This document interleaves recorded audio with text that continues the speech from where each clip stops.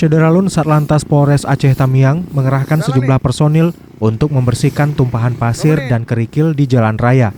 Aksi ini dilakukan polisi di depan Mapolres Aceh Tamiang dan Simpang 3 yang berdekatan dengan Mapolsek Kota Kuala Simpang. Kasatlantas Polres Aceh Tamiang Ibtu Zufni menjelaskan, pembersihan dilakukan dengan menyapu material pasir dan batu ke pinggir jalan. Zufni mengatakan keberadaan pasir dan kerikil ini berpotensi menyebabkan kecelakaan lalu lintas karena pengendara mudah tergelincir. Dua titik tersebut merupakan jalan lintas Medan Banda Aceh yang setiap harinya dilalui kendaraan berbagai ukuran. Pasir dan kerikil ini merupakan tumpahan dari truk karena kelebihan muatan. Ia pun mengingatkan kepada para pelaku bisnis ini untuk lebih memperhatikan barang muatannya agar tidak merugikan pengendara lain.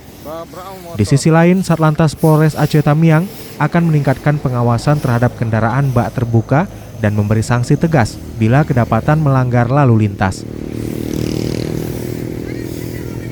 Dari Kuala Simpang, Rahmat Wiguna, Serambi On TV.